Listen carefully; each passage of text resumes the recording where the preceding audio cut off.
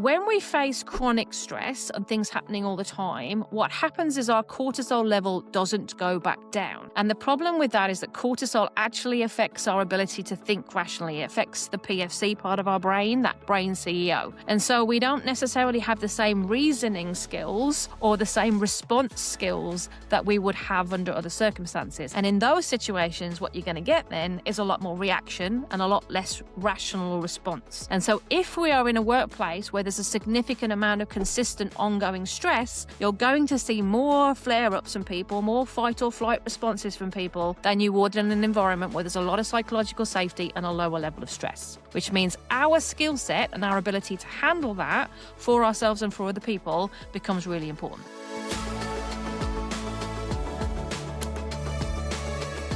Hello everyone, I am Jess Chapman and this is an episode of our Wired to Work podcast, all about how we help make work better for everyone today. And in this episode, I want to talk specifically about reactions and the notion of fight or flight.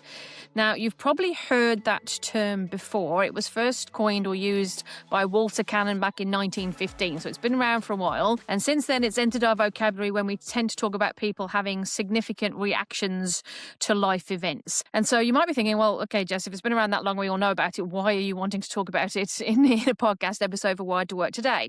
Well, I'm bringing it up because stress is a more prevalent conversation than ever. You look at some of the statistics. For example, Gallup has a statistic in their 2023 State of the Workplace report where they asked people about daily stress levels, and 44% of employees said that they felt stressed a lot the previous day, which means at some point, if you haven't already, you are either going to be on the receiving end of somebody's emotional reaction to something, or you're going to find yourself having an emotional reaction to something. And so the more that we have skills to be able to manage those reactions, both for ourselves and for others, the better we're likely going to be at handling things happening at work. So I want to talk generically today about what's happening when we have this kind of response. And I will say again, this is not going to be a clinically accurate description of what happens in your brain, but more for us to be able to conceptually grasp what's happening and know what to do about it. Essentially, your brain is designed to keep you alive, constantly scanning the world around you and looking for threat and for reward. So threat is essentially what it sounds like, things that you think are going to be bad for you, and reward is what it sounds like, things that you think are going to be good for you. And so we're always constantly looking for that all of the time. We get sensory information that comes in through our eyes, ears, skin, sense of smell, taste, all of those things that gets processed by our thalamus, and that information goes to two places. It goes to our amygdala, which is like your brain sentry or soldier, and it goes to your prefrontal cortex or your PFC, which is kind of like your brain CEO. But it goes to your sentry faster than it goes to your CEO. And what happens in the amygdala, which is your sensory part of the brain, is the amygdala doesn't really think, not in the way that we think about it. What your amygdala does is recognize patterns. It's a pattern recognition machine. And so your amygdala is comparing the information it's receiving to previous patterns and memories and identifying whether something is going to be a threat or not. And then if your amygdala spots a pattern or a threat, then it triggers a process to get you ready to handle with that threat. So it triggers the release of adrenaline. It'll make your heart go faster, which is why your heart starts racing. It'll direct blood flow and all those kinds of things to get you ready to manage the threat that's coming. And that's where the idea of fight or flight comes from, right? We're getting ready to either fight back or to run away. And that's why you'll feel things like your heart racing. It's why your mouth goes dry, because production of saliva will not keep you alive. Meanwhile, your prefrontal cortex is still processing, which is why eventually you will often say things like, I wish I hadn't reacted like that, because your PFC will help you respond, your amygdala will help you react, and your reactions are always faster than what your PFC will do in terms of response. Eventually, your PFC will cut in. It will probably process a lot more information than just what your amygdala is receiving and start to allow you to make decisions and plan and those kinds of things, which will help neutralize your response.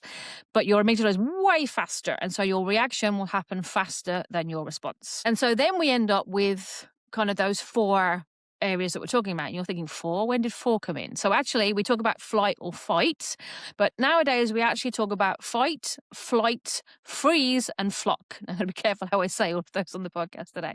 So fight is what it sounds like, right? Someone will be aggressive, defensive, maybe blaming, pointing fingers, shouting, all of those types of things. And flight is that running away, avoiding, procrastination behavior. But the other two came in the early 2000s, and we talk about those as well. So freeze is also a possible reaction to threat. And some of you have probably experienced this when you literally lose your train of thought, get stuck in analysis paralysis, kind of shut down and don't know how to respond to something. That would be the freeze part of the sentence. And then flock is interesting because it's a little bit different. So fight or flight and freeze are all responses to avoid the threat. All right, so they're kind of avoidance tactics or removal tactics. Flocking is actually about trying to run towards safety. And if you've ever been in a situation where somebody's been unhappy and what they've done is go and rile up all the other people in the team or all the other people that they have friends with in the organization, and they've kind of banded together to tell you that they're all collectively unhappy, well, that's an example of flocking, right? We are running to safety. There's safety in numbers. There's safety in other people experiencing the same thing. We feel reassured when other people have the same view as us. And so flocking is a safety response as opposed to a threat avoidance response. But they are all examples of indications of when somebody is experiencing threat and responding to a particular threat. And so if you're seeing that in yourself or in somebody else, it is a sign that that person is experiencing threat in the moment. Now, in this day and age, threat does not necessarily look the same. So if you think about how your brain evolved, the threat being a woolly mammoth who's charging us or a saber-toothed tiger makes a whole lot of sense. But most of us are not experiencing those at work, right? But what we are experiencing today is social threat. And we actually have the same response to social threat as we do to physical threat. In fact, social pain, being things like excluded, right? Those types of things actually register the same way in the brain as physical pain. And so in today's world, we're not so much concerned about the saber-toothed tiger as we are about our memories and our patterns that tell us we are going to experience social pain. And in a workplace, there can actually be a lot of things that could trigger that kind of response. So in our work here at E3 and at NeuroWorks, we like to use a model that was developed by Dr. David Rock, who is in charge of the new Neuro Leadership Institute in the States. And he has developed a framework called the SCARF model, SCARF, spells the word scarf, that talks to the 5 major social threats domains. And that's a really useful tool if you're wanting to understand what threat would actually look like in a workplace environment, as opposed to what we might be thinking about from an evolutionary perspective. So the SCARF model, which we might talk about in a later episode, but that's a really good one to go read up on, and we'll put some information about that in the show notes that you can access. And so today we're not talking about physical threat in the same way as we might have done in the past, but we are talking about social threat. And that's why it's really important that we are building workplaces that are psychologically safe, because people will have the same level of reaction to a social threat that they would have to a physical threat. And sometimes we don't always equate it that way. It's also important to remember that what we're talking about is pattern recognition and memory. So it doesn't actually have to be a real threat, not something that you know is going to happen. It only needs to trigger the person's amygdala to say, oh, something like this has happened before, and it was bad then, so this could be bad now, for the person to have the same level of emotional reaction or emotional response. So it doesn't really matter if when you're talking to somebody else and they're having a reaction, if it makes sense to you or not. The point is that their brain is registering a pattern or a sense of threat from their past experiences, and we need to manage that even if we don't really understand why that might be happening for that person. And the reason that I'm also bringing this up now is to do with that stress piece. So normally what happens to us is we have an acute threat or an acute stress. So something happens in a moment, in a defined period of time. We go through this process of recognizing there's a threat. We get ready for it. Our hormones fire, our adrenaline fires, our cortisol fires, which is the chemical that helps us mobilize energy, right? So we can handle the threat in front of us. And then when the event is over, it all subsides again. All right, and we go back to normal. And that's kind of healthy. You want to be able to be ready to respond to the events that are in front of you. But when we face chronic stress and things happening all the time, what happens is our cortisol level doesn't go back down. And the problem with that is that cortisol actually affects our ability to think rationally. It affects the PFC part of our brain, that brain CEO. And so we don't necessarily have the same reasoning skills or the same response skills that we would have under other circumstances. And in those situations, what you're going to get then is a lot more reaction and a lot less rational response. And so if we are in a workplace where there's a significant amount of consistent ongoing stress, you're going to see more flare-ups from people, more fight or flight responses from people than you would in an environment where there's a lot of psychological safety and a lower level of stress, which means our skill set and our ability to handle that for ourselves and for other people becomes really important. So then the question becomes, what do you do with that? Well, I have 4 suggestions. There's probably more that we could talk about in more depth. And as we have different episodes with different people on the podcast, we'll dig into some of these together. But there's kind of 4 initial things that I would suggest are a good place to start. The first is to think about understanding triggers. So going back to something like Dr. David Rock's SCARF model, reviewing that and understanding the things that actually cause social threat response today and seeing how they show up for you and seeing how they might show up for the people around you. We find in the work that we do, when someone is having a significant emotional reaction, if you actually listen to the words that they use and the patterns in what is causing them to be unhappy, you can usually pin it back to one of those social threat domains. So you cannot start to understand what's causing the emotional reaction and then talk to somebody about it effectively. So that's the first thing. The second thing is around building trust. So trust is a really interesting thing, and we'll probably do a deeper dive into the world of trust at some point in the series, in the season, because trust is tied to oxytocin, and oxytocin is a chemical in the brain that supports social bonding. Right?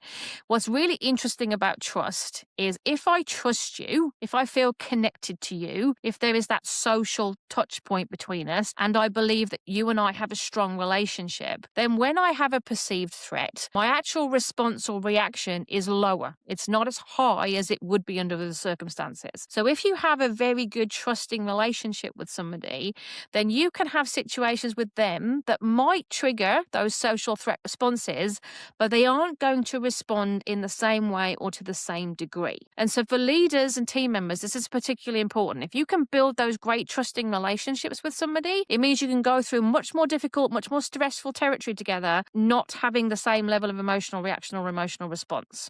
Now, that sounds simple. Building trust is not always easy, but a good place to start is our GAIN model for gaining trust. We've gone over that in some of the previous episodes, and we'll put that in the show notes as well. But it's a way of thinking about the levers that you can pull that will help you to build trust with somebody else. If you do that, you're going to have less emotional reactions between you. The third thing that I would say is to make sure you understand how to work with somebody in the moment. All right. So you've got somebody in front of you who's having that emotional moment. They are reacting, not responding. What do you do with that? Well, regulation comes before reasoning. You can't talk somebody down from that high emotional place if that's not the part of their brain that's responding. Reasoning and rationalization are the prefrontal cortex, the PFC part of the brain. That works fine when the person is responding to you. But when somebody is reacting to you, it's the amygdala that is directing their behavior. And the amygdala doesn't respond to rationalization or reasoning. The amygdala responds to regulation. It responds to helping you deal with the behavior in the moment. So helping that person to take some deep breaths, to manage the stress that they're feeling, to come down physically is usually a better place to start than trying to engage in some kind of debate or discussion with that person when it's not that part of their brain that's in control. And so thinking about how you help them break the cycle, get up and go for a walk, give them a tissue, label their emotions, all of those things can help that person start to regulate before you get to a place of reasoning. And then the last thing we would talk about is to do with trying to create some certainty and comfort for people. The amygdala, that sensory part of the brain, is very susceptible to unpredictability. If something feels like it's coming out of left field, if we're consistently surprised by things, if we're worried about what's coming all the time, we're consistently maintaining that threat alert, that threat readiness response, which means the amygdala is more likely to cut in and create that fight or flight response for somebody. So the more that you can do in your world to create consistency, to remove uncertainty, to create clear habits, to communicate with people, to make sure you're not leaving a void of information about something, the less likely the amygdala is going to be triggered, the more likely someone will come and constructively respond to you as opposed to reacting to you emotionally. Right? So those are the 4 things that we talk about all the time. Understanding triggers, understanding how to work with regulation before rationalization, building trust and removing unpredictability. Those will all help reduce the stress load that people are carrying and reduce the likelihood that that brain century, that amygdala, is going to cut in, so you can have more rational, sensible conversations with people instead of emotional ones. We are currently living in a very high stress world, and we're going to have people, and it could be you, who are reacting in the moment. That is now a norm, but we can make sure that we don't react to that.